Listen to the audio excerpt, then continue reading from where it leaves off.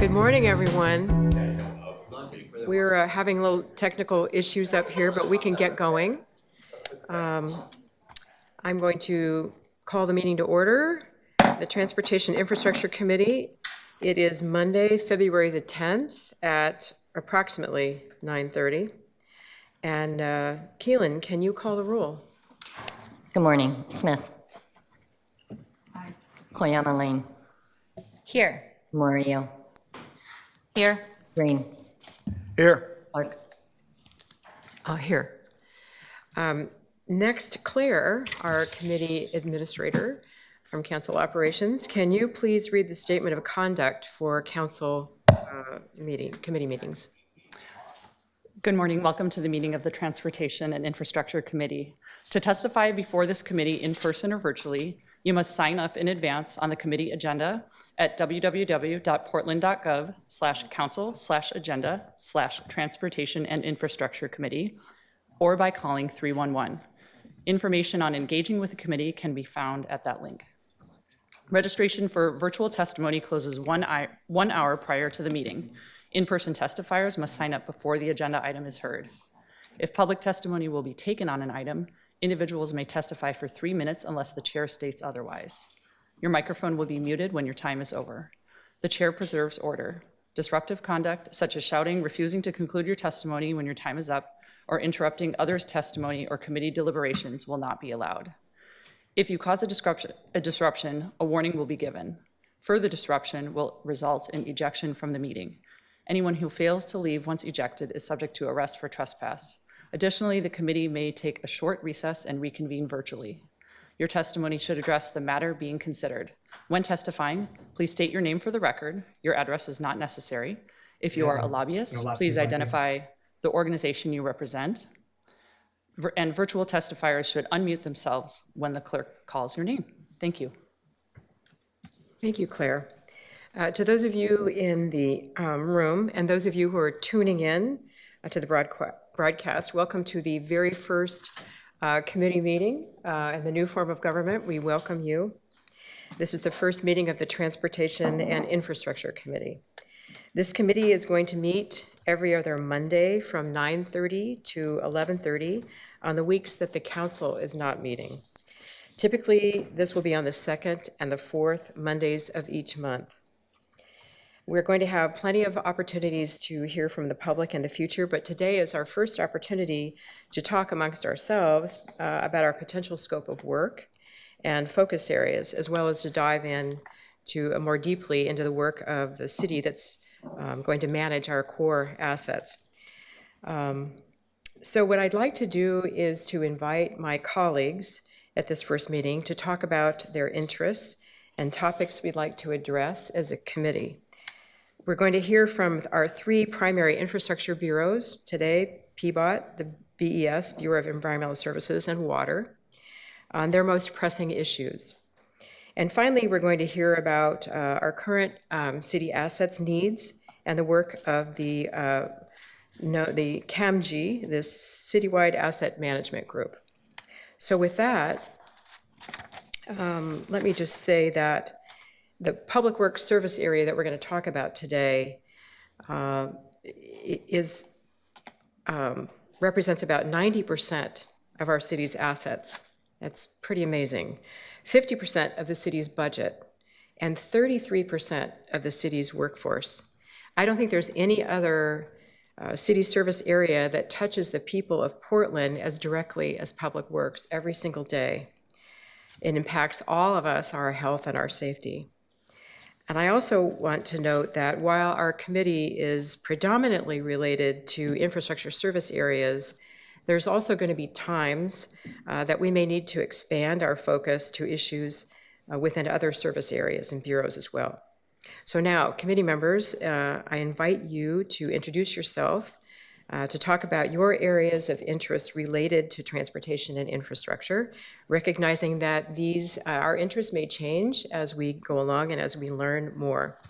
And we anticipate having plenty of time further for discussion of each of today's presentations. So with that, I'd like to start with my vice chair, Angelina Murillo, to ask her for her interests. Thank you so much, Councilor Clark. Beautifully done for our first meeting. I think for all of us, obviously a focus for transportation and infrastructure is going to be finding new funding mechanisms for all of this. It costs a lot of money, and it's no secret that we have a $100 million budget deficit to address with everything that we have to also do and to take care of our streets. For me, some of my top areas of concern or things that I want to address in the committee will be no surprise because I talked about it a lot on the campaign trail. I'm really interested in addressing our sanitation system in the city of Portland. We're one of the last cities to not have a centralized sanitation bureau. I think that's part of why our sanitation can be so difficult. And I think by sanitation, I'm specifically talking about garbage collection and pickup and maintenance more than sewer, although I'm sure that we will hear that those have issues that need to be addressed as well. You know, in other cities, they have the city, county, and metro would all have a unified bureau that actually addresses sanitation to sort of streamline those services. So that's something I'm definitely interested in addressing. And I think for me as well, a top priority is addressing high crash corridors like Cesar A. Chavez Boulevard, 82nd Avenue. We've had a lot of pedestrian deaths because of these high crash corridors, and it is a top priority for me to address what is happening not just in District 3, but across the city to make sure that our infrastructure is physically changed to make it safer, to slow our streets down. I also think we have a lot of wonderful opportunities to think about closing more neighborhood streets, making them more pedestrian friendly. I know when I was a kid growing up in Arizona, there were a lot of spaces that we could play outside and be safe. And I don't feel like kids have the opportunity to play outside safely like they used to because we don't have any safe streets anymore as much as we used to. So those are some of my top areas of concerns. I also have, you know, my big dreams for Sandy Boulevard, making a rapid transit line or a bike lane on Sandy Boulevard. Those are things that I would love to pursue and kind of connect those parts of the city. And again, all of those things will be a pipe dream if we don't address our city's current funding needs. Thank you. Thank you very much for that list. I took notes. Thank you. Councilor Green? Thank you, Chair. And, you know, I'm really excited to work with everyone on this committee and excited for your leadership. You know, for me, I think about infrastructure as the kind of foundation of the value of the regional economy that we have. Like, if you do not have good, robust infrastructure, then some of the kind of higher order issues that you'd like to do as a city just aren't possible. So if we really want this to be a place that is conducive to growth, prosperous economic growth, equitable economic growth, we really need to get a handle on our infrastructure and sort of position ourselves such that we are not catching up, but we've invested in a really kind of stable and robust, situation that will yield benefits for years to come. And so, like, it's really, really important for me to get a handle on that. And you know, financing and funding is the big linchpin here. I mean, we're kind of in a tough spot fiscally in the city. And so my frame of thinking will be, you know, and what I hope to bring to this committee work will be sort of thinking through interesting and creative financing strategies that we can use to prioritize our most pressing asset management needs. You're going to get into asset management as a kind of an overarching theme for this committee, but you know, if we can't do all of it simultaneously, what do we do first? And to me, that is critical that we use good kind of state-of-the-art risk management frames for thinking through that. I will also say that in terms of prioritization, I hope that we can think about the parts of our city that were incorporated later on in the city's history that never got the infrastructure that they deserved. So, you know, I'm representing District 4. I think about Southwest Portland as a sidewalk poor part of the city. And, you know, I live next to Jackson Middle School, and I see children walking on the side of the road, on a shoulder, in the road, frankly, and it's not safe. So I want to echo this idea that we've got streets that aren't safe. And so as we prioritize our infrastructure, I'd like to think about how do we think about bringing those marginal parts of the city into the fold in a more coherent way. In the past, we've used system development charges to finance these things, but I think that has left us in a situation where we have never really completed the job.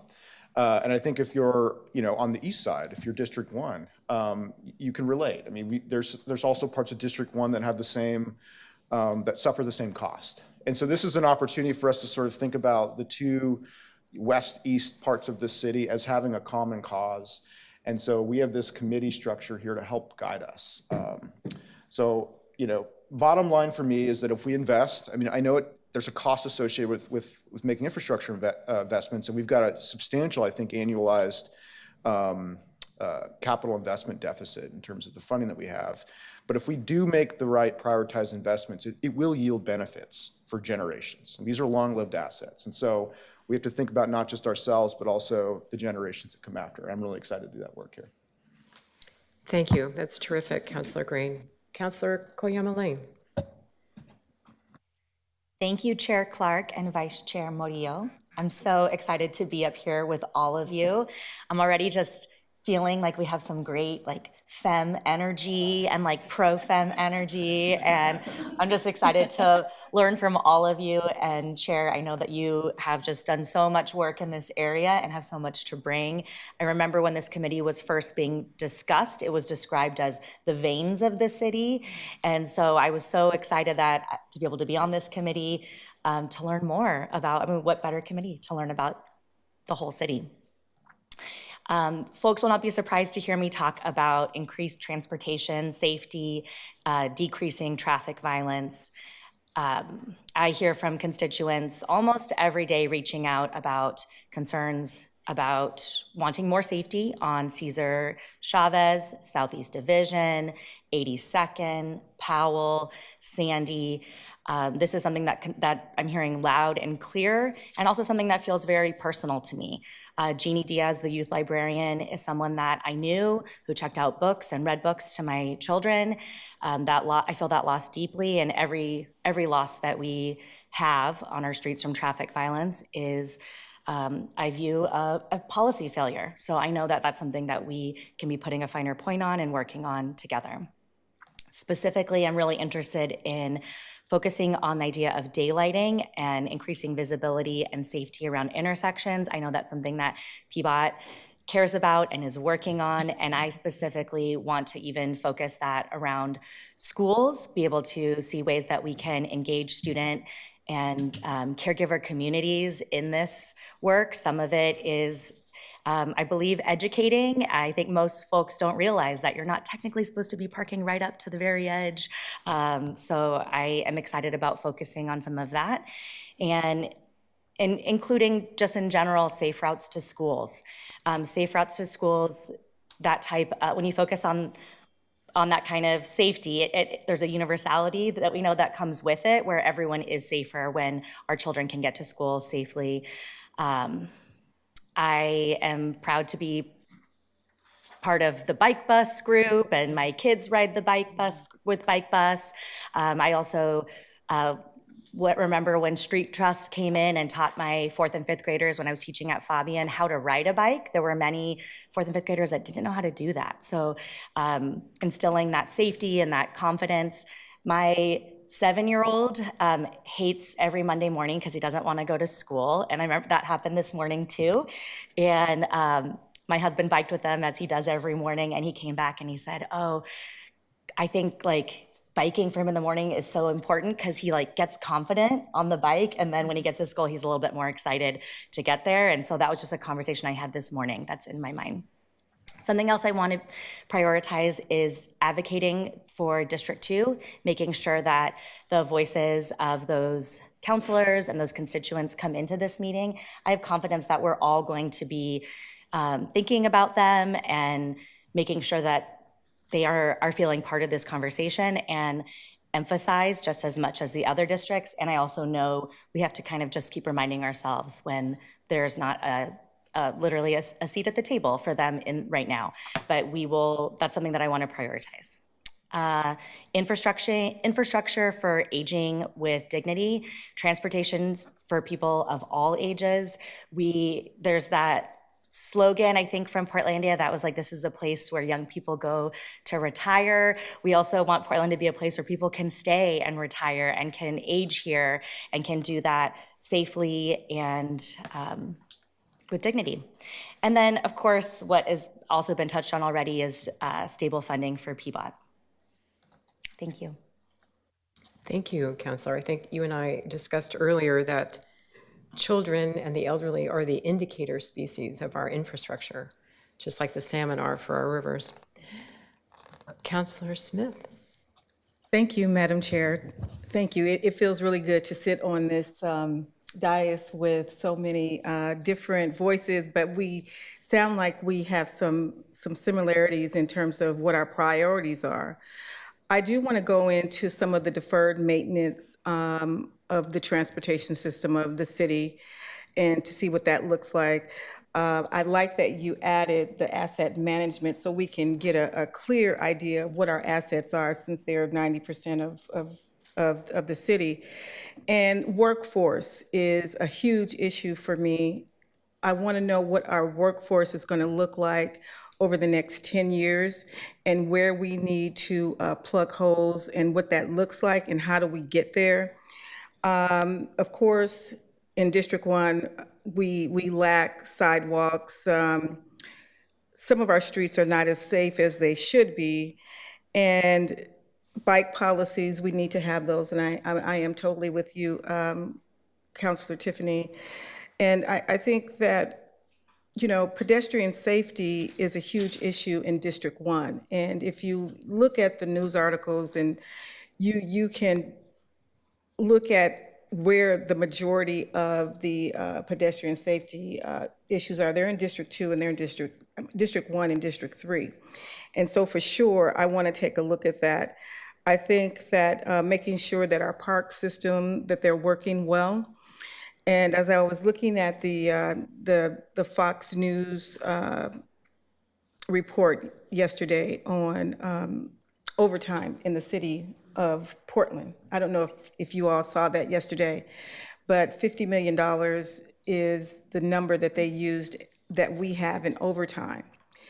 And I want to have a clear look at where those dollars are being housed, and they said it was in public safety, but I have to think that some of those dollars also are in transportation as well.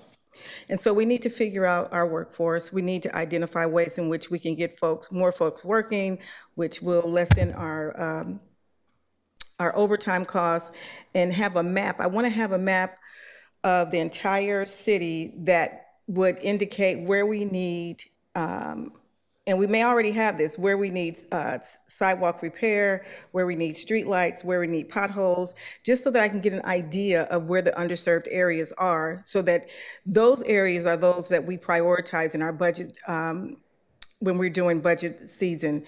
So I'm looking forward to today's presentations, and so thank you so much, Madam Chair. Thank you, Councilor Smith. Great to hear from everybody. Great issues. We have lots of work to do, and I'm happy to hear that we have very similar issues. For me personally, also coming from District 4, I know we have a dearth of sidewalks, particularly in Southwest Portland, but the larger issues of traffic safety, kids, financing of our infrastructure, our asset management, I'm glad that we all share those issues. And I think that what Vice Chair Murillo and I will do is take all of your input and then begin to put together a work plan for how we proceed with all of those issues. I can also foresee that we may have some work groups. We may have some overlap with your workforce committee. We may have overlap with the finance committee, and we would want you to work on a work group around those issues as we work through. And I personally share a lot of those. Obviously, the backlog of infrastructure needs really bothered me, so I wanted to start with that and with asset management as well. The high crash corridors, I heard that. That's really very important, primarily on the east side, mostly. And these are all really big issues and big questions, but at the same time, we do have a pretty serious budget issue that we'll be beginning to deal with. I think the Finance Committee, which will follow this committee today, will begin to address the community engagement around budget issues. But for our committee, the budget problem is truly demonstrated by the PBOT budget. And we'll need to ask questions and identify future revenue sources for them. In any event, are there any other comments? Anybody want to add anything before we go to the first panel? No, yeah, sure. Councilor. Thank you. I heard some great stuff as we were talking, so I can't resist the urge to riff a little bit on that. Councilor Smith, you mentioned the connection to labor and workforce development. And I think it's 100% right on, spot on to be thinking about these cross-committee connections of the work. Like I said, infrastructure investment is some of our largest spend, and it affects our economy. And so if we're not thinking about its downstream impacts on how we can, it's an opportunity for us to cultivate careers and workforce. And so I really support that, and I look forward to working with you on that work. I also want to say that there's a connection to the Climate Committee. I forget the longer name, but I think it's climate, land use, resilience, probably some other words in there too. But I think the way I see the connection is that if we do not make the infrastructure investments that allow for a 15-minute city, that allow for dense kind of mixed use, 4 floors and a corner store type of thing in all of our high opportunity neighborhoods, then we're not really setting ourselves up for a more sustainable pattern of development. And that will yield benefits if we have that frame of mind. So I think about things like our influence with TriMet to the extent that we have that through this committee, as well as sort of the prioritization scheme that we have. And so I think, and that's not true just downtown on the inner side, close in neighborhoods. I think it's also true for thinking through transit-oriented development out kind of in the more hinterland parts of our city. So it's this idea of thinking through holistically what our infrastructure investments enable for broader development patterns. And we have a big opportunity and a challenge here. And then the other part I would say is that so much of our revenue in the city is actually encumbered by rates, and that's a big part of the service area. And so I'm gonna be taking a very close look at how we set rates. And I mean, everyone's doing a great job with that, but our ratepayers are really feeling the pinch. And so to the extent that our asset management lens can inform setting a sort of cost curve that's bended downwards a little bit on our rate schedules, that's a big opportunity and an obligation I think that we have to deliver to our citizens here. Thank you, Councilor Green. And I want to encourage the people who are online, people who are in the audience, that if you have other issues that you think are important, to please communicate with us. I think we have a pretty healthy list of to-do list, but we're definitely open to other people's input as well. So thank you, colleagues. That was a good overview of our concerns. So I'm going to turn to our clerk and ask that you please read the next item. This is item number 2, is that correct? Mine aren't numbered, so I believe it is. Okay. Public Works Service Area, top issues and priorities. Thank you, Keelan. Everyone remember that at our January 23rd full council meeting, we had a great overview from the Public Works area. The intent today is not to repeat all that information, but instead to zoom in on top priorities and issues that each of the bureaus here today face. So we have our first panel up.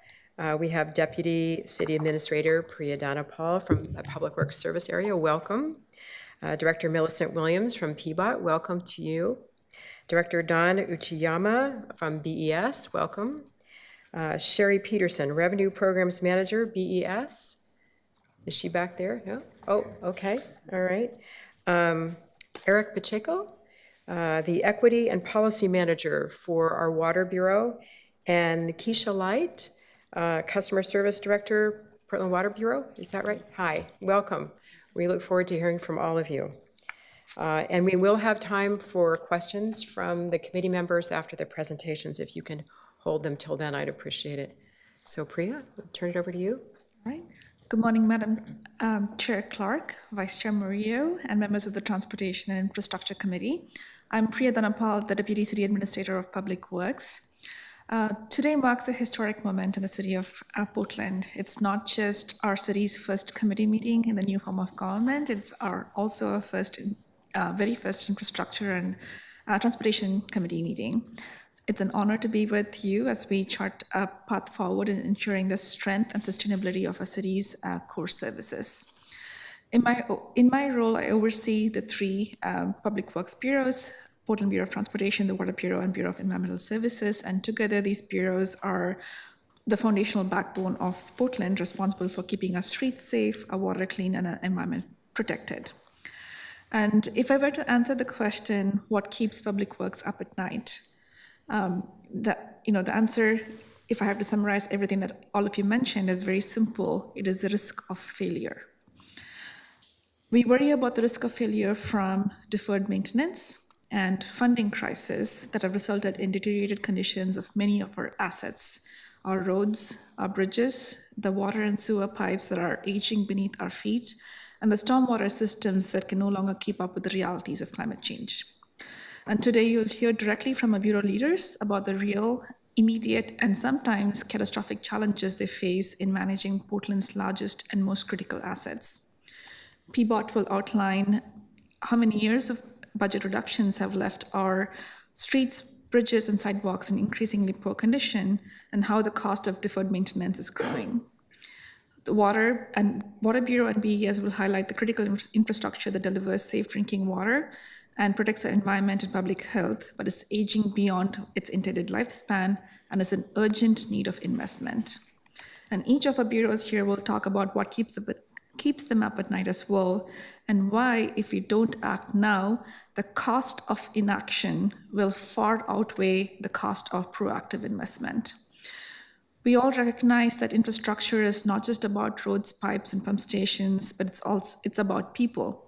Our work is ensuring Portland is a safe, reliable infrastructure, not only for today, but for decades to come. And I look forward to working with this committee to address these challenges and find long-term solutions and deliver on the expectations of our community. Thank you for your leadership and prioritizing these conversations. And with that, I will turn it over to Director Millicent Williams from Portland Bureau of Transportation. Thank you, DCA Donna Paul.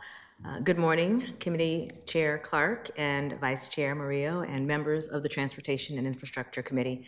My name is Millicent Williams and I serve as the Director of the Portland Bureau of Transportation. Thank you for prioritizing the conversation that we'll have today and for providing the opportunity to share PBOT's most pressing challenges with you today.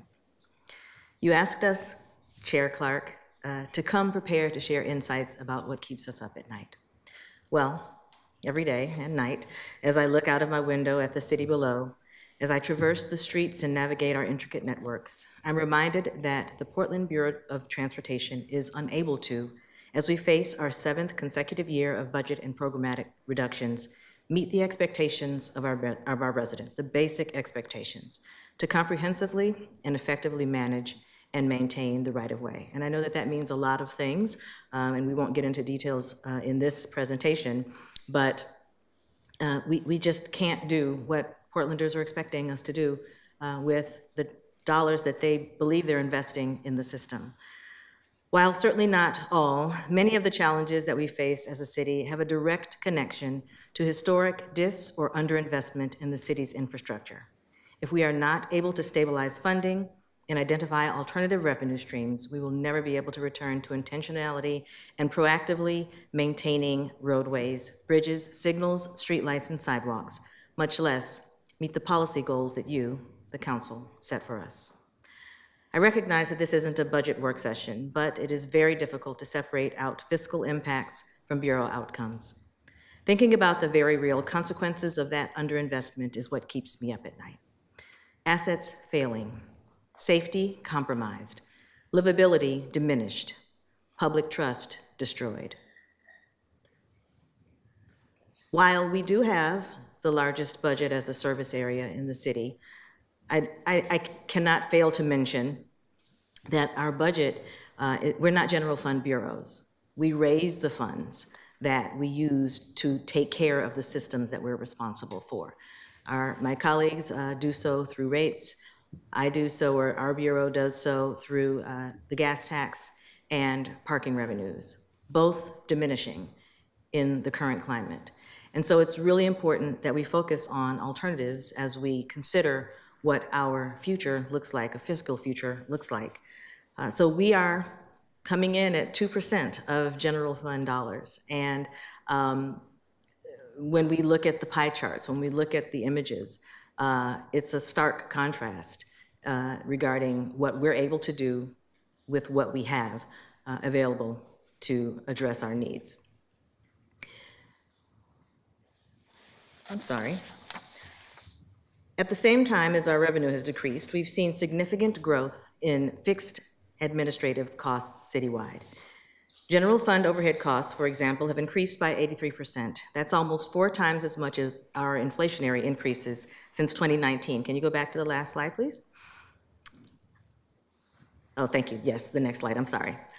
Internal services and OMF interagencies have increased slightly less by 61%. We've only grown PBOT positions by 2.3% during this same time period.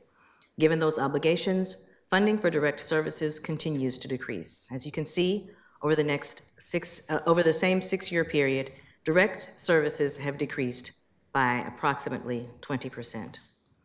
We're not only seeing revenue pressures as described in the previous slide, but we're also seeing expense pressures. This graph highlights our largest pressures on the GTR budget. As you can see, the cost of centralized city administrative support, such as human resources, finance, equity, city attorney's office, and government relations, have increased by 83% since 2019. These cost drivers have increased at rates substantially above inflation, which has impacted our ability to provide direct services to the public. Next slide, please. Heading into fiscal year 25-26, we are once again facing down the need to take massive reductions. Our current estimates are that we will need to cut about $38 million in general transportation revenue, plus cuts to some other programs with other funding sources. The reductions that we've taken over the last 6 years have had impacts that are seen and felt by all Portlanders. We've had to eliminate residential street sweeping, significantly reduce our paving maintenance as well as maintenance of other assets like signals and streetlights, and cut back on our ability to respond to community requests for traffic calming and safety improvements, among many other reductions. Another $38 million in reductions is frankly hard to imagine. We will not be the same bureau, and we will fall even farther behind in taking care of transportation assets, making the transportation system safer and contributing to the livability of Portland. Next slide, please. Cuts at this scale are truly unprecedented for PBOT. If they go through, we are deeply concerned about our ability to deliver even the most basic transportation services. Next slide. You've seen this image before, but I've brought it forward again to provide a visual reminder of what we're talking about. PBOT is responsible for $21 billion in assets. We face a $6 billion asset maintenance backlog, putting some of our city's most valuable assets at significant risk of falling into disrepair. What this slide doesn't capture is the facilities that house our work and the locations where we store our fleet and equipment and where our team members work. Places like the Kirby campus, which includes the main administrative facility, and Stanton, Albina, and Sunderland yards, and the materials testing lab. Next slide. Already, over 56% of our busy streets are in poor or worse condition. As you can see in this chart, our local streets are in even worse shape. It should be noted that pavement, close to 4,800 miles of it, accounts for the city's largest asset. Of the 159 bridges, over 90% are seismically vulnerable. A third are past their useful life, and 19% are currently weight restricted. One of the things that I'd like to mention in the connection to the maintenance of our facilities, the maintenance of things like bridges and structures, is that over the course of the past several years especially, we've seen a deterioration at a greater rate than even time would allow for, because people are looking for places to find shelter. People are burrowing under our bridges. We've not been able to secure them in such a way that would keep people out without it looking uninviting as a city. And so that is a significant challenge, people setting fires under those bridges. And even one of our newer bridges, the Flanders Overcrossing, was damaged because of that type of activity. The ornamental streetlights found downtown, in Old Town, and in Chinatown, well, the entire inventory is past its useful life.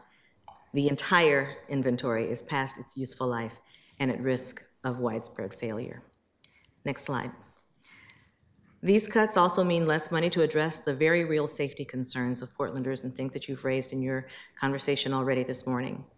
They will also make it harder to respond to the community traffic safety requests we get from the public, and that we've been getting from you over the course of the past several weeks on behalf of them. Larger capital projects, like the work that we're doing on 82nd Avenue or 122nd Avenue, for instance, require many millions of dollars, and we typically need to find another funding source for these major improvement projects. However, with our discretionary funds, we can still do critical work to address high crash corridors and intersections. We can do things like make crosswalks safer and work on traffic signal timing to give pedestrian head starts.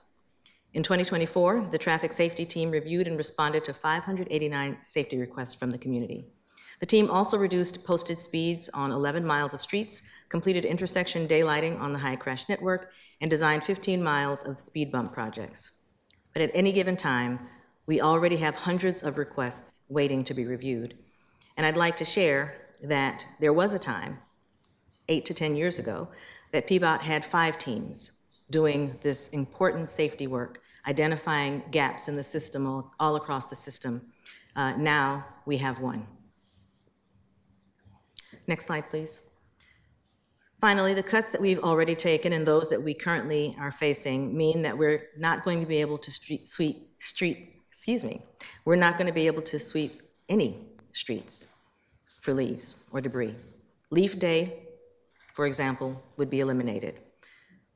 We've been an integral part of the city's RV removal program and will no longer be able to support that work.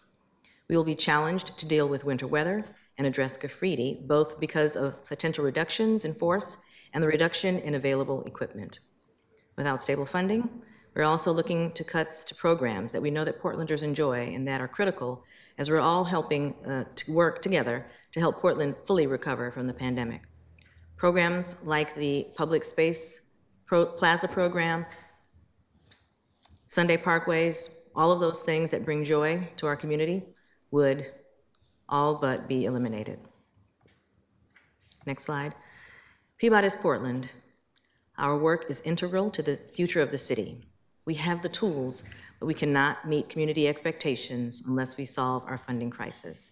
And I look forward to your partnership in that effort. Before I ask my colleague to share her thoughts, I'd just like to finally mention that you do see a lot of work happening around the city. There's a lot of construction that's going on, whether that's a road construction, ADA ramps, or development. There is still a lot of construction that's happening. And I'd like to share that that construction is largely funded by outside sources. They aren't funded by the general fund. They aren't funded even by the parking revenues or the gas taxes.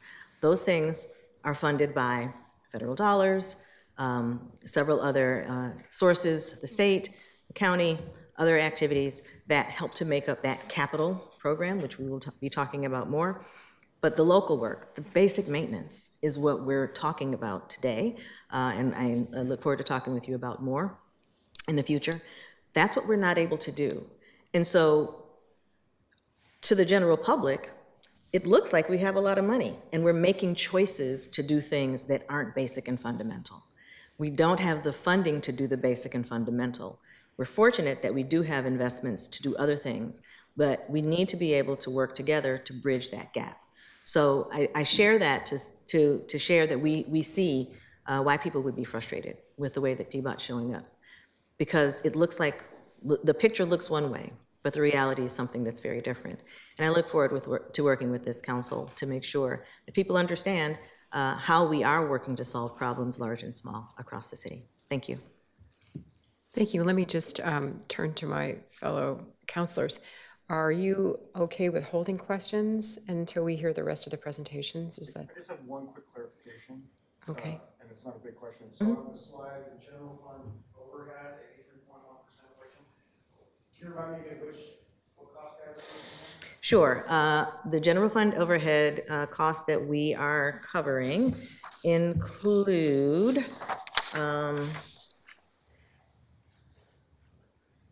centralized city administrative services, interagencies is something separate. So yes, that's human resources, finance, the equity office, city attorney's office, and government relations. I think it must be similar to what we're paying out of our budgets for general services. Thank you. Thank you very much. Next.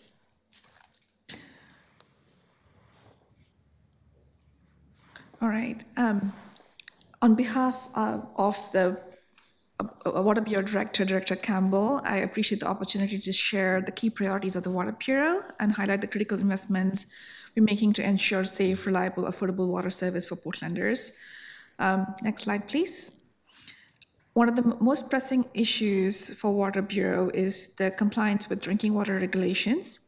Since 2017, we have regularly detected cryptosporidium in the Bull Run watershed, exceeding allowable levels. And as a result, we're required to treat our water and have the Bull Run filtration facility online by September 30th, 2027, per our compliance agreement with Oregon Health Authority. The City Council has selected filtration treatment because it provides multiple long-term benefits, including enhanced climate and seismic resilience. And this project is a significant investment in the future of our water system. And we are also investing in automated meter infrastructure, or AMI, to improve how we track water usage, detect leaks, and manage resources. AMI will provide real-time, accurate water usage data, improving bill transparency and allowing customers to receive monthly bills instead of quarterly bills. And when paired with our multilingual customer engagement portal, AMI will transform how we interact with customers, giving them better access to data, improved leak detection tools, and more control over the water usage. And last but not the least, the affordability is an important core value of the Water Bureau and BES as well, and we remain committed to ensuring that all Portlanders have access to clean, safe drinking water regardless of income. And we continue to expand affordability programs based on data-driven strategies to ensure our most vulnerable customers receive the support they need. And we're making strategic investments to keep rates as fair as possible while maintaining the infrastructure needed to provide an uninterrupted service. Next slide, please. The Water Bureau manages about $25 billion in infrastructure assets, and the approach to asset management is more than just condition assessments. It's about evaluating risk based on the consequence of failure. 95% of the Bureau's assets are in very good or fair condition, meaning our proactive maintenance strategy has been effective. However, most of our capital improvement program, or CIP, focuses on addressing assets that are in very poor condition and ensuring regulatory compliance. Over the last several years, we've had major infrastructure investments that have enhanced reliability, safety, and resiliency across Portland. And some of the projects include improved corrosion control facility, which was a $24.4 million investment, and the Washington Park Reservoir, groundwater pump replacements, and so on. Next slide, please. To maintain our system and continue providing high-quality service, we have a 10-year capital improvement plan that focuses on meeting regulatory compliance, such as the Bull Run filtration project, maintaining service levels by proactively replacing aging infrastructure to prevent breaks, and reducing the consequences of system failures, particularly for vulnerable communities. And we face significant funding challenges over the 10-year funding. Our 10-year funding gap is estimated at about $100 million for the Water Bureau, and in the next 5 years, we anticipate a shortfall of $82 million. The following 5 years will require an additional $18 million. These funding gaps put pressure on our ability to make critical investments while keeping rates affordable for all Portlanders. The Water Bureau is committed to delivering safe, reliable, and affordable water services, but maintaining a $25 billion infrastructure system requires strategic investments, proactive maintenance, and sustainable funding. We will also continue to work on balancing affordability and infrastructure resilience while meeting the required regulatory requirements and community needs. And with that, I would like to pass it on to Quisha Light to talk about our affordability program for the utilities. Good morning, Committee Chair Clark, Vice Chair Murillo, and committee members. As stated, my name is Quisha Light, and I use she, her pronouns, and I am the Customer Service Group Director at the Portland Water Bureau. I appreciate the opportunity to come and share how we're making water, sewer, and stormwater services more affordable and accessible for Portlanders. First, I want to make sure that everyone understands that customer service, we sit across both water and BES. So we don't have a separate unit, we do that together, as well as our joint affordability committee. We have representatives from both bureaus so that we can ensure that we are addressing the issues and taking a coordinated approach. I think we can all agree that water services are essential, but ensuring it remains affordable and reliable for generations to come requires smart, proactive investments in our infrastructure to keep water flowing, prevent costly failures, and ensure we can continue supporting customers who need help the most. Next slide. Oh, I'm sorry, move on me. Balancing rates and affordability is about ensuring all Portlanders can access our services today and for decades to come. A failing system doesn't serve anyone, especially our most vulnerable customers. That's why affordability and system investments must go hand in hand. If we don't invest in infrastructure, we end up paying more in emergency repairs, service disruptions, and long-term cost increases, which ultimately hit our low-income Portlanders the most and the hardest. On the other hand, if rates rise too quickly, without support, we risk making essential services unaffordable for struggling households and small businesses. And I see this every day. So our strategy is pretty clear. We want to keep our rates predictable. We want to invest responsibly with those rates. And we want to invest in the long-term system of the health and system health. And we want to offer targeted, data-driven affordability programs that provide relief where it's needed most. Next slide. You will see that I'm really proud that Portland has been a leader in water affordability, just in water services affordability for over 30 years. And many people don't know this. In the early 90s, we launched the first discount program of its kind in the nation. Since then, we've built one of the most comprehensive affordability programs in the country, investing over $20 million annually without receiving a single dollar of federal or state fund assistance. As our electric counterparts, they get that through the light heat program. If you're familiar with that, they get electric assistance dollars. We don't get any of that, but yet we've invested in our low-income customers. We provide direct discounts and emergency relief for income-eligible households, help customers avoid unexpected high bills and shutoffs, support affordable housing providers so they can pass savings on to their tenants, and we encourage the creation of new affordable housing. These are just some of the things our affordability work supports. BES and water have done this work on our own, and we're committed to continuing it, but we will need your support. Next slide. As we move forward, balancing rates and affordability is more critical than ever. Our investments fund the infrastructure that delivers safe, reliable services. Our affordability programs ensure that no Portlander loses access to essential water services, but we also recognize that affordability isn't one size fits all. This is why we're expanding our approach to build a truly comprehensive affordability strategy and program.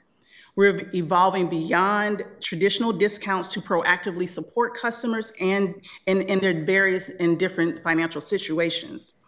These new programs aren't just add-ons. They will prevent financial crisis, reduce system costs, and keep more customers connected to essential services. But to make them as effective as possible, again, we need your help securing funding, increasing awareness, and ensuring policies to protect system sustainability while keeping services accessible. We have a long 3-decade history of providing good affordability services. And I believe we can continue to do that work, but we must balance rates and affordability as we do it. We can't artificially lower our rates and think that we're going to continue to be able to help our customers that are most in need. I'm going to turn it over to my colleague Eric, and he's going to talk to you a little bit more about the affordability work that we've been doing and the analysis and the data-driven approach we're taking. Hi, good morning, Chair Clark and Vice Chair Murillo and committee members. My name is Eric Pacheco. I use he and L pronouns, and I'm the Portland Water Bureau's Equity and Policy Manager. Next slide, please. So as you've probably seen before, our Portland combined utility bills fall right in the middle of the pack when we're compared to peer cities that have similar water, sewer, and stormwater infrastructure systems. And our combined rate increases are on par with nationwide averages over the past 20 years. And that is because affordability is really a nationwide challenge. We're not the only city facing these challenges.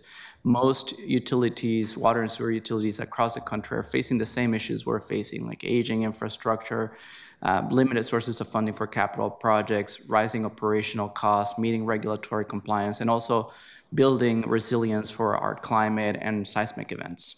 So in response to this challenge, we have a joint affordability steering committee, and also we have a robust affordability data analytics program that combines our community data with utility data and also utilizes industry and EPA recognized methodologies. Over the past year, we've been doing many analyses, and we find that our median monthly bill of $110 a month for last fiscal year takes about 7 hours working at minimum wage to pay the bill, and 3 hours or less for people that are enrolled in our financial assistance programs. We do recognize that because most of our customers are getting a quarterly bill instead of a monthly bill, there is an impact in managing a large bill every 3 months in terms of our cash flows. And that is something that the Advanced Metering Infrastructure Project that DCA Dana Paul mentioned at the beginning is going to address, because it's going to allow us to switch to monthly billing in addition to another suite of benefits. And as she mentioned, that is one of our top priorities over the next 5 years. In our analysis, we also find that about 20% of our customers do need some form of financial assistance. And so our analytics, we are also leveraging them to develop a joint water and BS 5-year affordability strategy. Next slide, please. We're also, both bureaus are member of the National U.S. Water Alliance Affordability Task Force, and so we're leveraging national best practices on affordability in addition to contributing to them, because this is an emergent field. And the premise of our affordability strategy really focuses on finding this balance, as Quisha mentioned, between getting the rates that we need to fund and keep our systems sustainable and making sure our services are accessible to all Portlanders. We've developed 5 different goals that we are going to be using over the next 5 years to achieve our affordability work. And the first one of them is exploring innovative rate structures that we can use to keep our system sustainable and resilient, while also maintaining our services affordable at all income levels. We're also working on expanding flexible billing and customer support programs like payment arrangements, matching payment programs, and our crisis vouchers. We're leveraging a lot of data to continuously improve and adapt our financial assistance offerings, like our low-income discount program, our multifamily discount program, and hopefully soon our smart discount program. We're also optimizing our operations and our cost control methods through the adoption of emergent technologies like AMI, but many others, like our WIMS program. We're also continuously doing process improvements and really taking seriously the mainstreaming of data-informed decision-making. And lastly, we're expanding partnerships with community-based organizations so that all of our programs are customer and community-informed, so that they're responding to the needs of the community and they're also as transparent as possible. And so this strategy really stands to transform how our utilities operate, and it implies a lot of changes for us. And its success also, we need your support. Next slide, please.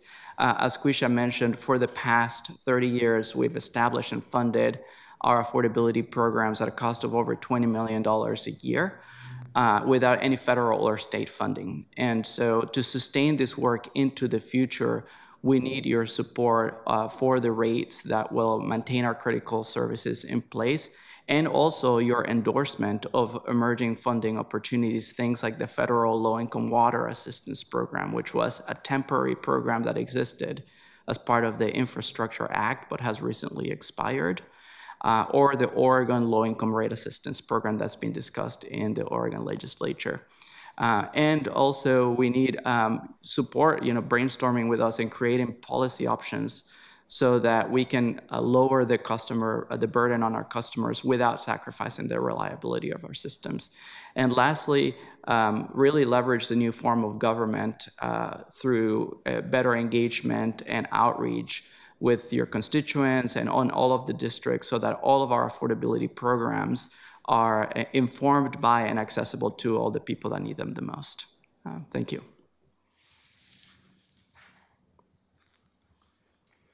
Great, thank you, Eric. Appreciate that, and Quisha, and especially appreciate that we're partners in this work. So I won't speak to affordability since it was covered so well by my partners here. My name is Dawn Uchiyama. Good morning, Chair Clark and Vice Chair Murillo and committee members. I'm really happy to be back here again and have this opportunity to describe what keeps me up at night.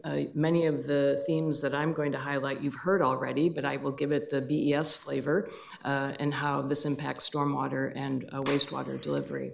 So my concerns, next slide please, fall into three categories: aging infrastructure, regulatory requirements, and workforce impacts. All of these topics have been addressed this morning. But I would like to, again, put a BES flavor on these with aging infrastructure. Just last week, I watched news reports out of Japan after some very heavy rain. A gully basically was created underground, and an entire semi was lost in a sinkhole, and raw sewage was spilling into a river. And the efforts to go in to pull the truck out and to shore up the situation would make anyone stay up at night. And I don't know that Portland faces the scale of those exact circumstances, but we're very close to being exposed to some of those same risks. And I'll talk a little bit more about one project in particular that should keep us all up at night. The second issue with the regulatory, and I also wanted to acknowledge that climate will definitely amplify the situation we have with our aging infrastructure. The second topic, meeting regulatory requirements, it's really tied to, again, our lack of funding, which both bureaus have spoke to, and a need to find stable funding. We understand that we need to find additional funding resources. We need to get creative about other sources, and we need to be honest with ourselves about the impact of increased materials, the cost of labor, the competition to the workforce, our inability to strategically invest in technology. All of these things are folded into my concern for our ability to meet our regulatory and operational requirements due to our funding situation. And then my last concern, which is really maybe the hardest and most personal, I've worked at BES for close to 25 years, at the city close to 30, and what I see, and it's not just within BES, but within all of the infrastructure bureaus, is the cumulative impact this situation of being afraid of failure and not meeting our regulatory requirements, the effect that has on employee morale and on the overall workforce development issues that we face. And our employees are our most important assets. So when we're talking about asset management, I want to really highlight the fact that our employees are our most important asset. Next slide, please. And my computer just went blank, and I'm going to have to pull my slideshow back up here. Sorry. Maybe I'll just go off script here. Okay, so this slide shows two things. To the left is the report from our citywide asset management report, and we shared this when we met last week. that BES's assets are worth $25 billion. And you can see over in the lower left-hand corner, the 172 for non-process facilities. That's basically where we house our employees, spaces where our employees work. And then $548 million for our pump stations, which is a large part of the work that needs to be done and where some of our biggest risks exist. So I just wanted to call that out. And then on the right-hand side, you can see all of our assets are 2 to 8% are very poor to poor, and 12 fair. But those assets are some of our most expensive and make BES the most vulnerable. So even though it's a smaller part of our portfolio, it is some of where our greatest risks are. And this estimated backlog of deferred replacement and rehab work is worth approximately $6.7 billion. So we have a capital improvement plan that is looking at how to stage that work and how to address our greatest risks. I do want to mention that the Inverness Force Main is one of the projects where, as I referred to, the situation in Japan that keeps my chief engineer up at night. You'll see some contracting coming through the city on this project. It's basically a 13-mile force main. We call it a force main. It's a pressurized force main. We have pressurized water coming through a 13-mile pipe that runs from the other side of 205, east of 205, to the treatment plant, which is just a little bit east of I-5. So it's a long pipe, and when water is pressurized, it makes the pipe more vulnerable to failure. And if this pipe fails, we would have 11,000 acres of sanitary waste from Northeast Portland entering into the Columbia Slough. It could impact I-5, 205, and airport operations. So this is a highly specialized project, and I think I said 13 miles. It's 48 miles. We have a total of 48 miles of force mains that are not currently funded, and it's reflected in this backlog of investment needs.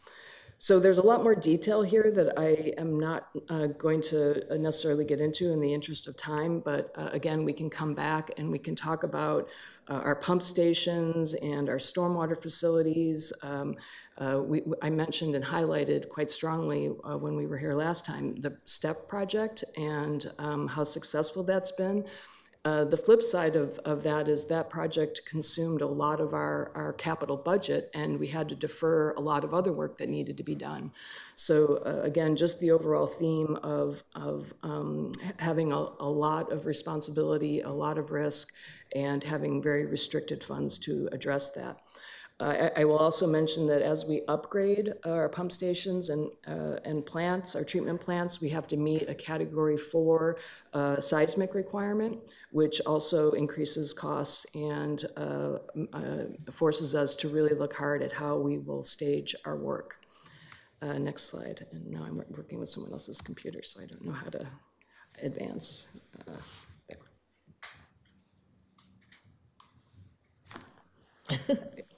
Sorry. How many people does it take to do this? Okay, there we go. I needed to find the notes. Okay. There we go. Okay, so to our regulatory requirements, BES is responsible for permits that relate to the Clean Water Act, the Endangered Species Act, and the Safe Drinking Water Act. And these are both state and federal requirements, which again, we are tied to water in this space. We also have the Portland Harbor, which I mentioned last time. But the reason why I really emphasize these regulatory requirements is because the cost of the utility and the work that we do is largely fixed and driven by the regulatory requirements and the asset management needs related to that. So much of our work that maybe that there was some interpretation around whether it was required or not has already been less prioritized, deprioritized, and we are really focused on just making sure that we meet our basic regulatory requirements. And I know in today's age, in today's times, there are concerns about whether these federal requirements will stay in place. And I would argue that regardless of what happens with the federal and state requirements, this is our responsibility. These regulations have been in place for over 50 years, and they're to protect our communities. So we take this responsibility very seriously. Next slide. Again, the restrictions on our budget really kind of hamstring us in our ability to operate and maintain and invest in the multi-billion-dollar projects that are needed.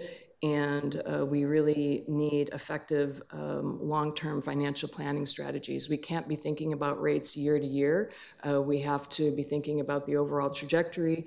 And as we often say, in the 100-year business. So we need to be thinking on 5, 10, 20-year timeframes. It was mentioned earlier, the cost of contributing to the general fund and some of the city obligations. This is something that we also feel the pressure of, and really look forward to diving into that detail and understanding the impacts those costs have on our overall ability to deliver on our mission. Next slide. I mentioned STEP, so this is something that we met our budget and schedule for, and we spent approximately $650 million. This project is, the real highlight of this is what we did with our community benefits agreement and with our contracting community. And again, I welcome the opportunity to come back and look more closely at those numbers and to really see the impact that that has made on our workforce. And next slide. The last point I mentioned about staffing and workforce needs. We have succession planning issues. We have a lot of baby boomers and a large percentage of people who are eligible for retiring in 1 to 3 years. A major portion of our workforce may be leaving, and we need more, be able to transfer more institutional knowledge and be able to support double fills in order to facilitate training and the knowledge transfer that's necessary in those situations.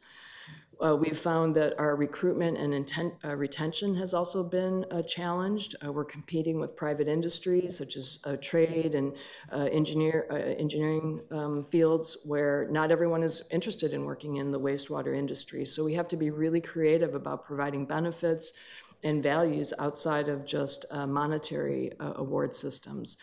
And something we're really committed to as an organization is benchmarking against other utilities to stay current with those trends. So being really aware of the market forces that we're working within.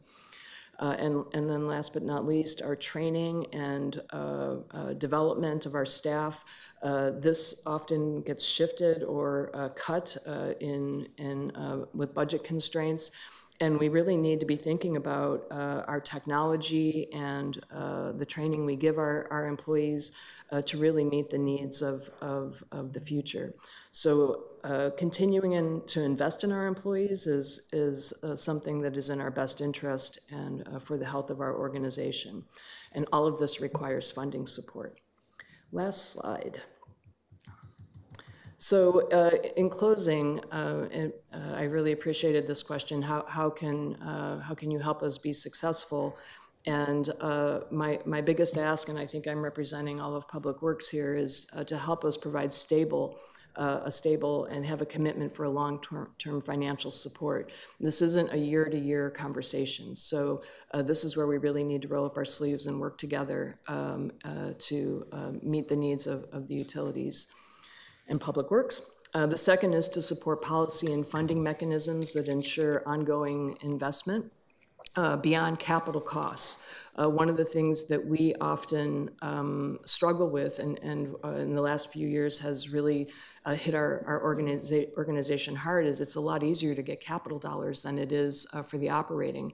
And so we have to be very conscious of our capital investments and then the operating needs. And that's really where we've underinvested. And I think when I look at PBOT's situation, again, that's where I really lose sleep, that we're not investing in the operating and that we can find ourselves in a situation like PBOT has. So it's in some ways like it's a look ahead. If we don't do something now for BES, we could be in very similar circumstances.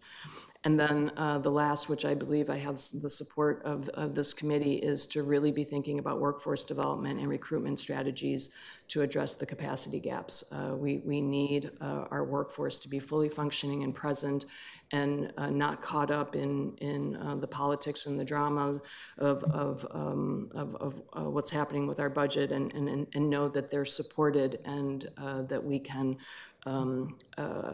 help them succeed and deliver their best service within our organization. So with that, I will turn it back to Priya. Thank you, Dawn. You've just heard from my colleagues, the leaders across the 3 public works bureaus, who beautifully articulated the staggering challenges that they face. Big picture, public works has about nearly $13 billion of total maintenance backlog, and this backlog isn't just a number, it represents the real risks we face today.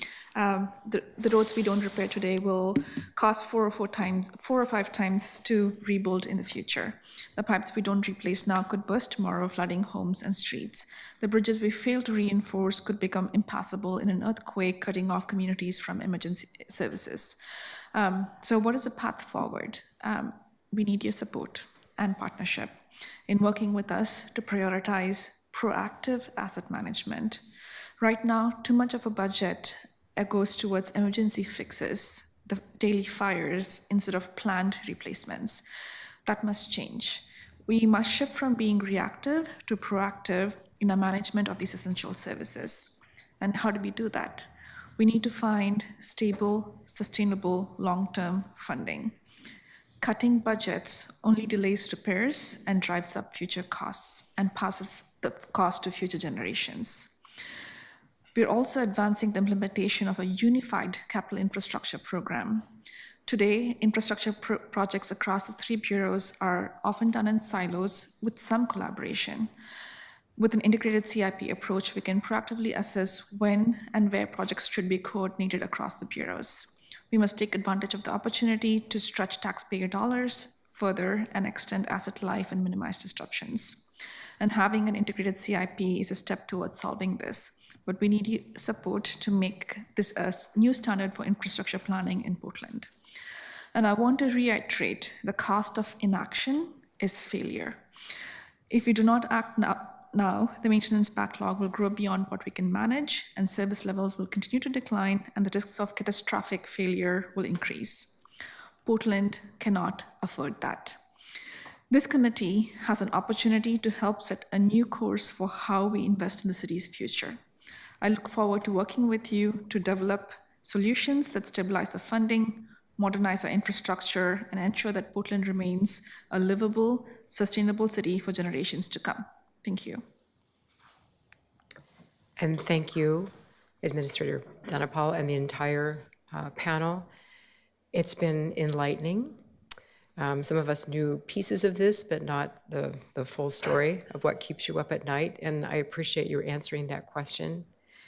I don't know about the rest of you, but I'm feeling the weight of this responsibility right now, and working with you and looking forward to working with you to address the issues that you've lined out for us.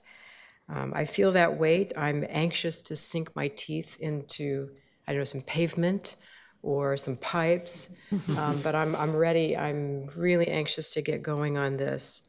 I think we have a responsibility too, as counselors in our outreach to the public, to take some of the information that you provided us and educate the public about what the risks are. And I particularly appreciate the example from Japan. I know we have our own, just waiting to happen. So I appreciate it. I just want to say one other thing that may be a little controversial, but I think it would be irresponsible, if not even criminal of us, to not address these issues, because they concern our health and safety every single day of every person who lives in Portland. So I feel the weight of this responsibility, and I look forward to working with you. Now we've got questions and comments coming from the other counselors, my colleagues, and I think Councilor Smith had her hand up first. Thank you, Madam President. Thank you, Priya, for the presentations. So I want to go back. I heard a lot of stuff. You all gave me some stuff to be up at night, and so I'm not happy about that because there's so much. I want to know, and I think Dawn said something. I want to know, when was there a time in the city of Portland that we were adequately paying for this infrastructure? You've been with the city for 30 years, 25 with BES. So when was there a time that we were adequately putting stuff in, or have we always been behind the 8 ball and not able to service everything in the way that we would like to? Well, thank you for that question. I think this will have to be a ground truth to some degree. This is my memory, my recollection. Okay. But, asset management is a topic that we probably started in earnest around the 2000s, maybe 2005, somewhere around there. And prior to that, I think for us, we were really focused on some very innovative work with green infrastructure and our stormwater work, and we were not as aware of the impacts that were or the risks that we face with our sanitary system. So the sanitary system was built out and running and doing what it was supposed to do, and then we turned our attention to our the stormwater side of our portfolio, and really lost sight of what was happening with wastewater. And by the time, by 2020, when 2020 rolled around, we had an assessment report that revealed some very dramatic risks and shortcomings of our sanitary system. So, BES we've been very fortunate. The community has funded our work. They support us. They believe in what we do. They supported us through kind of the expansion of our stormwater programs. There's still a lot of support for that. But what I've had to do in my directorship is bring it back to the interest in the sanitary system. So we still, I think, our funding, we still have steady streams of funding, and we have community support. It's just now that the risks that we face outweigh that. So it isn't that we don't have funding, we do, but now the risks that we face, this deferred work that we've done, that we weren't paying enough attention to, it's big. Okay. So this is specific to BES, not right. for PBOT and water. Mm-hmm. So I'm trying to go back to a time and go back in history to a time to see when we were doing the best practices to be able to maintain all of our infrastructure. I have a lot of things on my mind. So the $20 million that you talked about for services for low-income folks and underserved folks, do you spend down that $20 million every year? I'd say in the last 3 years, we definitely have been spending it down. Okay. I will be honest, when I came in, that was one of the things I did notice. We were leaving dollars on the table. Mm-hmm. So we have really enhanced our efforts. We've lowered the barrier in a lot of ways to our programs, increased awareness. We're out in the public more. So those dollars are definitely being spent. So when they were not being spent, what did council do? Did they give you that money back in addition to another $20 million? Okay. So it is to your benefit to be out in the community and trying to spend all this money down, because you're not going to be able to keep it going forward. So the bureaus contribute, each of the bureaus contribute a certain percentage each year. And as, if rates go up, then we get a slight increase in what the money is also. We've reached this point of about 20 million now, but we do essentially spend all of that down. Every crisis voucher, the amount of money, the challenge that we have with the 20 million, honestly, for me, is this.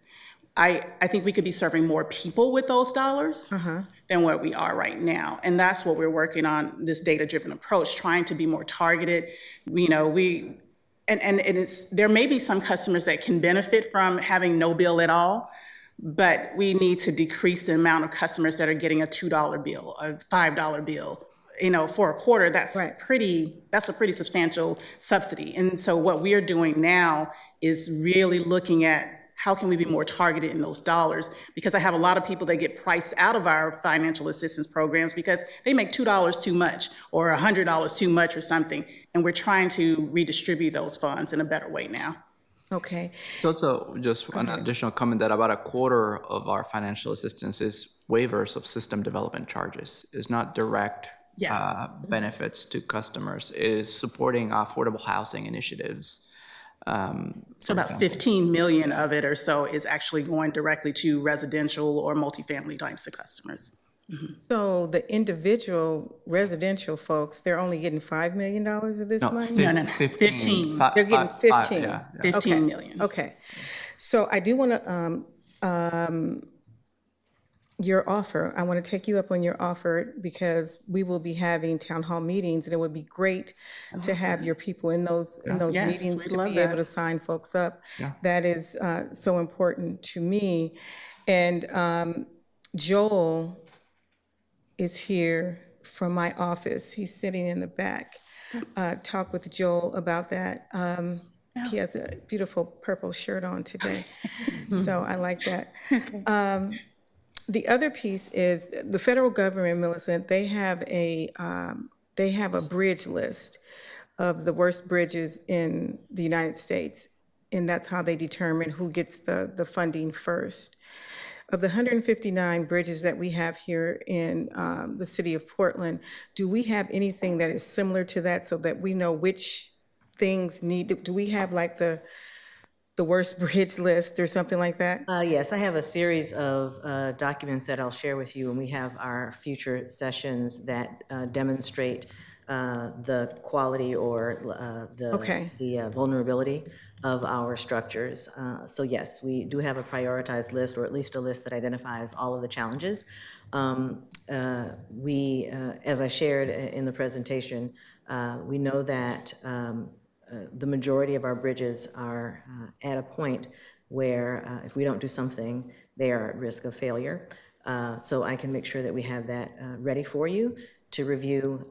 It is something that is very concerning based on the level of investments that's required to maintain a bridge or a retaining wall or other structure, and the imbalance in terms of an investment in being able to maintain that work. And so you brought up the fact that government relations and some other places, they increased the general fund money by 83%. 83%. So it is my thought that if that is the case, if we have more government relations people, I believe that we need to have folks trying to get some of those tiger dollars, if they're still there on the federal side, and to identify our bridges as a appropriation. I know that's what we did at Multnomah County. Even before I was at Multnomah County, I was the appropriation person for Senator Whiten. And that Selwood Bridge was being talked about for many years before we actually did something about it. And it was actually #1 on the list. And so for me, I believe that our federal government relations folks need to be identifying our bridges in some additional money, because I don't know where else we get money for bridges.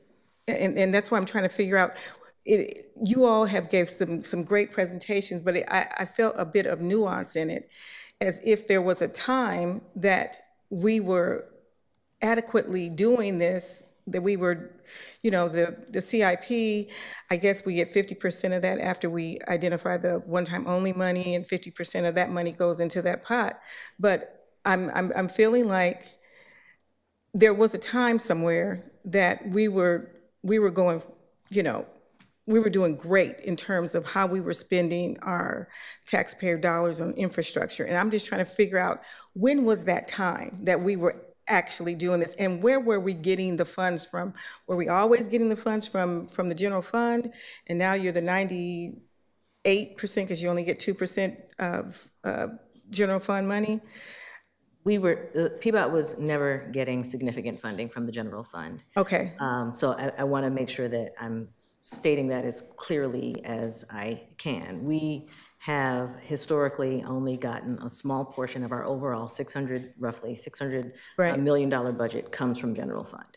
So the rest of that is either from grants and other programs, which the Office of Government Relations does assist us with. We meet with them regularly. We are in lockstep with them in understanding what the opportunities are, what the asks are, and really have a very strong partnership. When we talk about that 83% overhead cost that we're supporting, government relations is a very small portion of that. There are certainly others that are larger, and we can talk about that when we have the budget discussion. But what I'll share is that there is intentionality about finding resources that are available and figuring out the strategies for going after those resources. We work to ensure that the grants that we write are very specific and focused. We have gotten some funding for some of the bridges. Burgard Bridge is one that I can name off the top of my head that will be funded through some federal appropriation. But that is. That's a county bridge, though. The Burgard Bridge. Did you say the? Did you Burgard. say, Burgard. Oh, I thought you said Burnside. Okay. Burgard Bridge is ours. I got to learn our city bridges. Well, there's 159 of them. We'll give you I know. We only had 26 at the county. Yeah. So we do work with them very closely, and in fact, probably in daily conversations with the Office of Government Relations. It's interesting that you would bring that up, though, and I meant to mention it in my talking points as we talk about the restricted funding that we have available. So again, the $600 million budget, of that $425 million is restricted, and by restricted, I mean some of that is grant funds. Some of those funds, roughly $115 million, are right now in suspense as we continue to understand what will be happening at the federal level based on some of the executive orders and other things that have been happening. And so that I have this right, and I have so many questions. I need to follow up with you afterwards, and I'll go on. But so let's be clear. Our gas tax money has decreased, which has decreased your budget. That's what has decreased your budget because, we're going to alternative energy sources, and with the electricity, people are buying more electric cars, and so they're not on the roads as much. So that part right there is an issue. True. Gas taxes and parking revenues have both decreased for the past 7 years. That is part of why we're having to make some of the cuts that we're making, but there are also other expenses that have been requested that we meet to ensure that city operation continues. Yes. I just want to remind everybody, we have a hard stop at 11:30, and we have another presentation. Okay, perfect. I have to have another conversation with you all because I want to understand how, these new forms of multimodal, forms of transportation has impacted us. Because I feel like, if someone was listening to this presentation, if they listened to it, it would appear as if we have not been on our job in terms of dedicating resources to infrastructure. But there are some outside forces that have put us in this position, and it doesn't mean necessarily that position has been from the city. There's a lot of opportunity to understand all of the factors. Go ahead, I'll Madam share Chair. that from in about 30 years ago, the previous council did establish the utility licensing fee, which was designed with the goal of at least 28% of that funding coming to infrastructure, specifically to transportation. Okay. Over the course of the past 30 years, that funding source, which would account for about $30 million a year, has decreased to zero. All of that funding goes directly to the general fund for other uses. Well, that's what I was that's what I wanted to know. Thank you. You're welcome. Let me just remind the committee that at our next meeting on February the 24th, we're going to do a much deeper dive into PBOT. Okay. And we can get more of these questions answered, and maybe offline as well. But Perfect. I appreciate that. In the interest of time, let's see. Let me lower my hand. Sure. Okay. Councilor Green, do you have a quick question? I don't know if it's quick, but I'll try to be. Thank you, Madam Chair. So I think when we think about grants and external funding, You know, because I share your concerns, like, I don't know where this money is going to come from, but it needs to come from somewhere. And as you laid out, like, if you do not raise rates, you will not fund the things that we need to fund, and then so it'll be a vicious cycle. So I get that. But I also want to say that, you know, 8.2% per year is, it may be in the middle of the benchmark range, but it's really not, it's not great.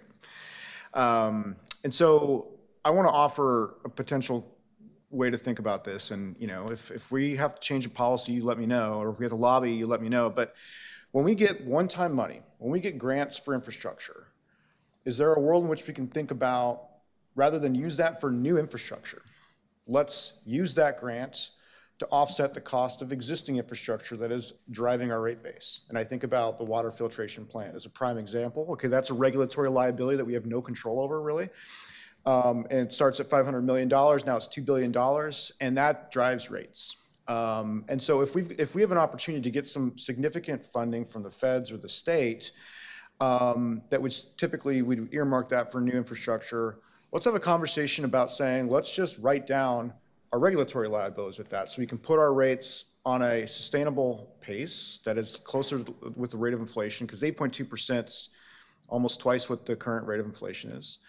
And then I think that we get back some goodwill from our community, okay?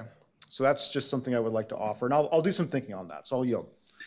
Thank you, Councilor Green. I'm not going to ask you to respond to that, but I'm going to, as I said earlier, I think that we are probably going to bring this issue back and also develop work groups that may be cross-committee work groups involving the Finance Committee in the future, in the not too distant future, so that we can address these issues in greater detail with your help, obviously, and your involvement. So I'm going to, unless you have something you absolutely have to say. I just want to clarify that our combined rate increase is about 5.5% for both utilities.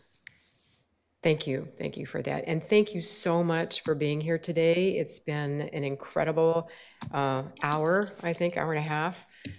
So much learning, so many more questions. But I think you have, if I can speak for my colleagues, you have our commitment that we're going to work through these issues with you. So thank you so much. Thank you. Thank you. And as we are transitioning, I will turn to, I think, the clerk to read the next item, please. City asset management. So our second panel today, following up on what we just heard, is going to brief us on our current asset management needs, the work of the CAMG, I think it's the City Asset Management Group is what CAMG stands for. You all have been meeting, and we had access to your report, your 2023 report. Hopefully we've had a chance to look at it. But we're asking you for a pretty high level discussion of this, since we have very limited time. And at the dais, we have someone we all know, Director Maddie from the Bureau of Fleets, who helped rehabilitate this building or redesign this building, many of whom we met you when we first got a look at the new building. Chris Silkey is the chair of the CAMG, I believe, and you're a manager at Parks and Rec. And then our friend Tate White, who many of us spent time during the transition, who is a senior strategic projects manager in city operations. So thank you, and take it away. Great, thank you. Good morning, committee. For the record, my name is, if there's a record, I'm not sure for committee meetings. My name is Maddie Sauter. I'm the director of the Bureau of Fleet and Facilities, and I'm here today to represent, or I'm on behalf of City Administrator Mike Jordan, to talk about citywide asset management practices. He asked me to come today to both introduce the field of asset management to the committee, to introduce the Citywide Asset Managers Group, and to talk about how citywide asset management practices may be able to be better imbued within the bureaus, which actually is beyond just public works. It also includes parks, BTS, my bureau, every bureau that owns infrastructure moving forward. So Chris and Tate, if you would like to take a minute to introduce yourselves, go for it. Hi, good morning. Excuse me. Chair Clark, Vice Chair Murillo. My name is Chris Silkey. I use he, him pronouns. I'm the program manager for asset management for Parks and Rec, but I'm actually here in my collateral duty position as the chair of the citywide asset management group.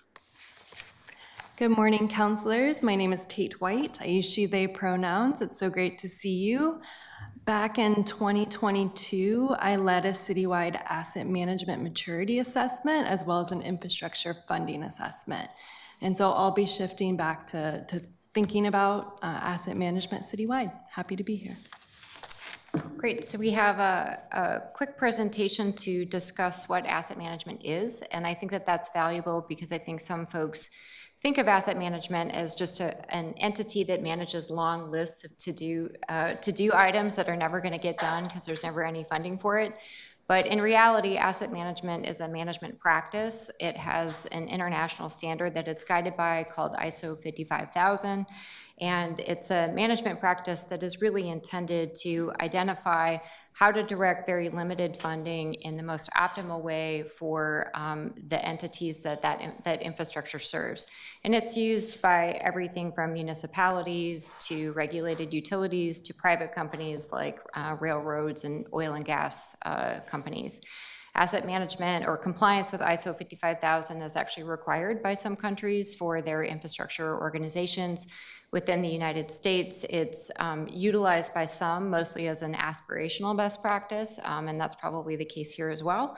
But it is one I think that really can help get to, in particular, some of the questions that Councilor Green brought up, which is how do we think about risk in an apples-to-apples way? How do we take $1 and know that where we put it is the right and best place to put it? And so we thought it would be helpful to speak a little bit to that. And then to move on to big questions about how do you handle a $12 to $13 billion backlog. I would also just say for reference, there's a pretty deep bench of asset management expertise at the city. The Water Bureau in particular has a really excellent asset management practice. Water was one of the first fields to embrace asset management about 25 years ago. BES is also pretty advanced in its practices. Across the city, though, there really is varying maturity in both the use of the tools as well as the outputs of the tools. And so that is an area that I think charter reform can really help us talk about, which is how do we make sure that every bureau has this as a goal, and how do we help support them from a funding standpoint to get to that goal? So what is asset management? Again, it's a management practice. It's intended to look at large portfolios of infrastructure to attain essentially the best return on investment for that infrastructure for what we're spending. And that's often really hard to do because there's a lot of competing needs for funding, and there's a lot of risks that are always evolving as folks are trying to tackle really complicated long-term problems.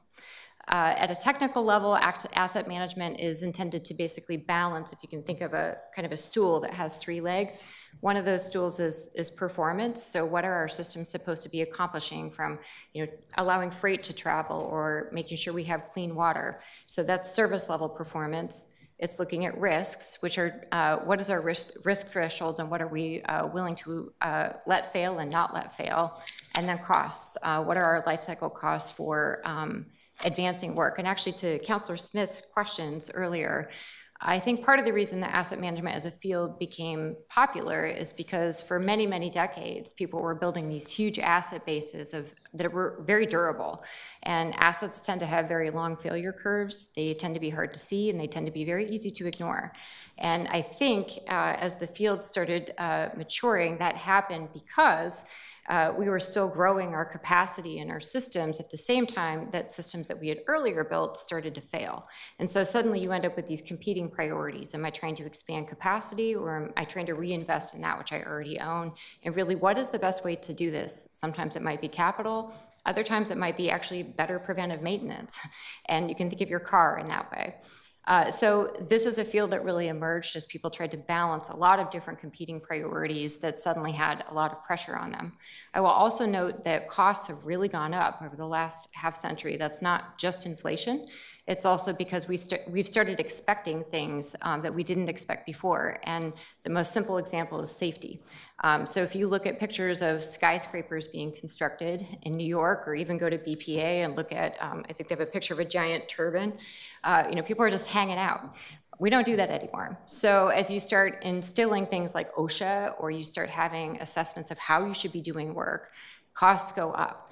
And so suddenly you have a lot more to do and you have a lot fewer resources to do it with. And so I don't know that there was ever an optimal time in terms of what we had, other than maybe 1950s. But certainly over the last several decades, we've started to just have more to do than what I think we could reasonably keep up with. And so in line with that, infrastructure asset management is really about having a comprehensive, systematic way to look at things and to think about things, and to have visibility into your system so that you can be very strategic about what it is that you choose to do. And I think that's really important for the city. We have $75 billion in assets. They were built over the course of 130 years to all different standards and all different eras. They're spread throughout the region. And for a long time, I think it's also important to acknowledge the institutional element of this. They were also managed by basically 5 separate CEOs, some of whom really didn't maybe have a background in infrastructure before they were making decisions about what to do with their funding. And so I think there's a sense on the part of City Administrator Jordan that charter reform is the moment, right? This is the time when we can start thinking about how we do things comprehensively. How do we look at risk comprehensively? How do we have common capital planning processes, which we don't necessarily have, or common CIPs? And within that, how do we become much more strategic about what we look at and what we choose to do? Acknowledging, of course, that we have very different sources of funding, and I think that that's incredibly important to emphasize. The Public Works Bureaus truly are kind of financially demarcated off, but then that also means that other organizations have very little money available to them, not because of that demarcation, but they have very little available to them. So we really aren't an $8.2 billion city. We're kind of 2 cities financially, but even within that, we should be able to speak to what's happening in an apples-to-apples way. This is a little example, and I do want to say that the CAMG could give a masterclass in this, and we did actually do that in 2020, 2021, 2022. The Citywide Asset Managers Group met with every elected official at that time separately, and we walked through an intensive 2-hour overview of how one could do asset management. And there's a little wheel on the next slide, but the long and the short of it is that all of us have to have a good inventory of what we even own, and that gets back to our data systems. Some of us have point-based assets, some of us have vertical assets, some of us have linear assets, there's polygon assets. Some of us, like parks, have all of those in one system. So getting information about our assets is really vital in order to be able to look comprehensively at systems and even neighborhoods.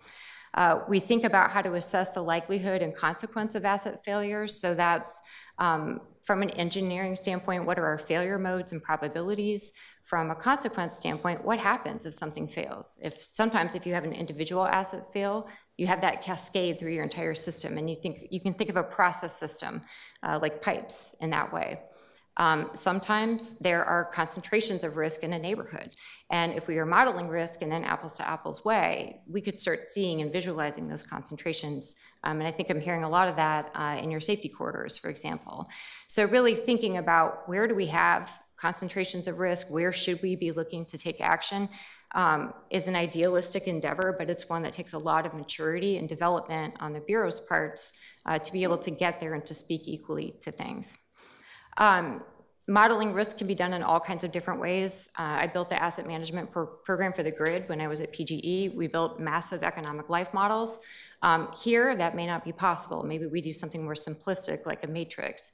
But doing it consistently, I think, is key to ending up with that comprehensive vision of what we want to do. And then overall, we need to be thinking about how to ensure that the solutions that we pick are really optimal. And that's a lot of business case analysis. Again, sometimes it's not just capital investment. Sometimes it's better actually and cheaper to maintain something a little bit better than it is to wait until it fails and then to fix it. In fact, most times. And lastly, then we have to take action. And I think I would be remiss if I didn't take off my CAMG hat and put on my city operations hat for a second. Taking action to get to workforce development in particular, to take action, you have to be ready to do that. You have to have contracts in place. You have to have staff that can deliver. You have to have technology resources available to manage and monitor the effort, like capital planning and capital controls. You have to have fleet vehicles available. So I know I saw a chart with the general fund overhead and the interagency dollars going way up. I would love to see that chart in dollars. It is really, really hard to have workforce development if you don't spend money on HR. So a more comprehensive discussion about those charts, I do think is in order. This is the wheel that the CAMG has really kind of advertised in terms of the competencies that organizations need to have to be able to do their work. They need information systems. They need risk assessment methodologies that are comparable. Everybody should be engaging in long-range planning that's really looking at things collectively. I think rate planning is an example of that. We should have an established business case methodology where we're looking at trade-off decisions and trying to figure out what's the most optimal way to perform. We should be able to deliver. Capital controls, I think, are a rich area for discussion in terms of where can we get more out of what we are already spending. And then maintenance is a huge part of the asset life cycle. It's the most expensive part of an asset's life. And so making sure that we have adequate funding for maintenance and support maintenance is critical. And again, all of our bureaus vary in their maturity in this space. So to get to the Citywide Asset Managers Group, what is it? I think as Don mentioned, it's been around in some form for the last 25 years. But really, it was an affinity group for a long time. Now it is becoming more formalized in the way that it is interacting with the city. And at present, I know that the organizational chart for the new form of government actually had a citywide asset management office that would work on promoting a lot of this systemization of asset management practices. That office hasn't been set up yet, but I believe it was originally envisioned maybe in budget and finance, or maybe in the city operations group, or maybe public works. I don't think that's been determined yet, but I do feel like there's a strong interest in having that organization. This is a list of everybody who is on the CAMG. It's predominantly infrastructure owners, but it's also stakeholders. And the recent deliverables that the CAMG has produced are to the left. So there's an asset management policy now for the city. Tate led the maturity and funding assessment in 2022. Those were released in 2023. I think what CAMG is best known for is its Citywide Assets Report, which is that laundry list of everything that's troubling. And there actually is also an audit going on right now led by the Auditor's Office of Citywide Asset Management Practices. So the CAMG is participating in that as kind of an informant, I guess I would say, into that sounded horrible, but an informant into that process. These are some just high-level bits of the asset management maturity assessment and funding assessment findings.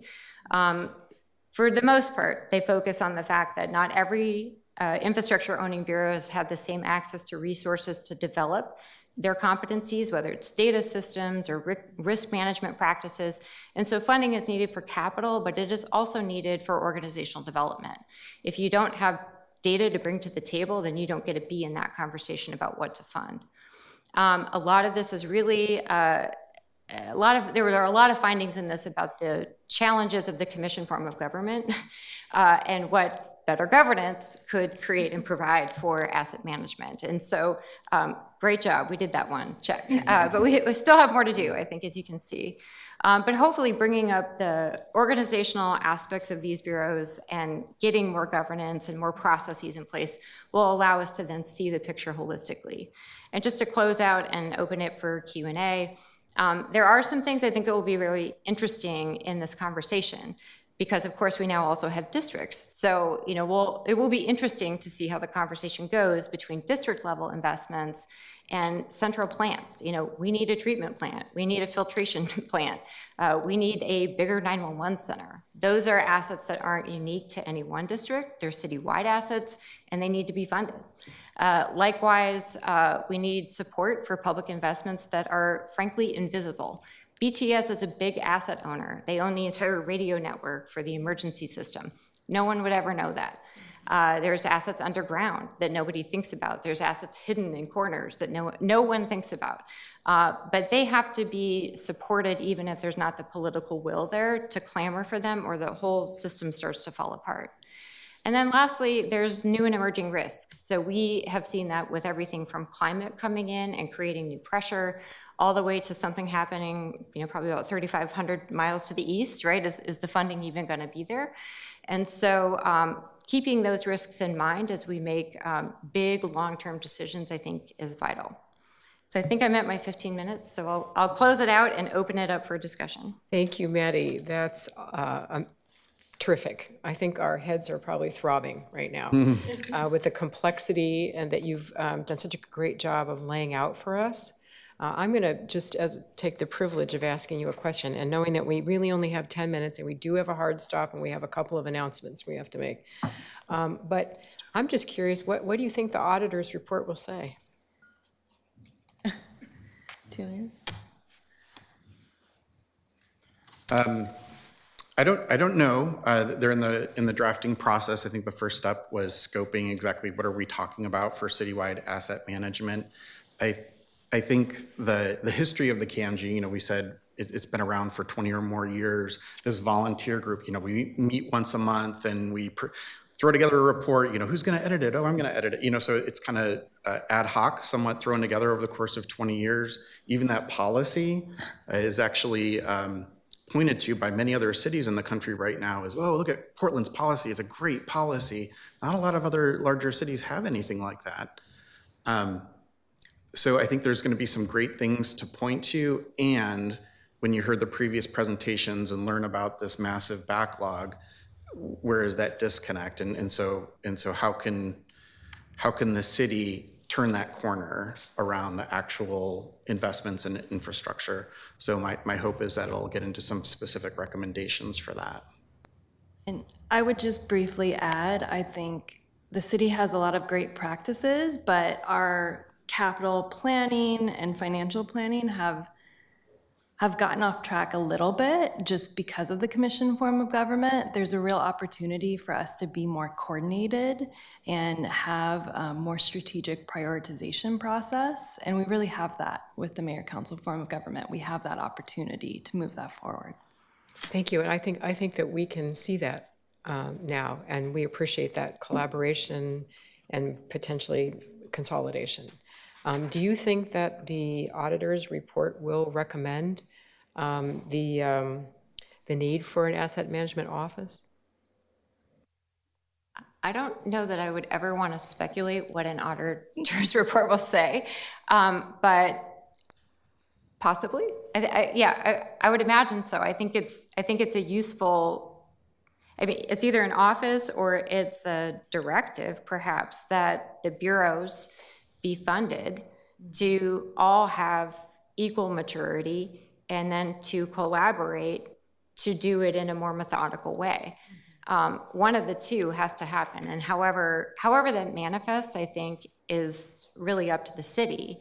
But I would say moving out of the commission form of government and moving into a place where we have governance that can create some sort of systematic view and some sort of systematic way to do things is critical.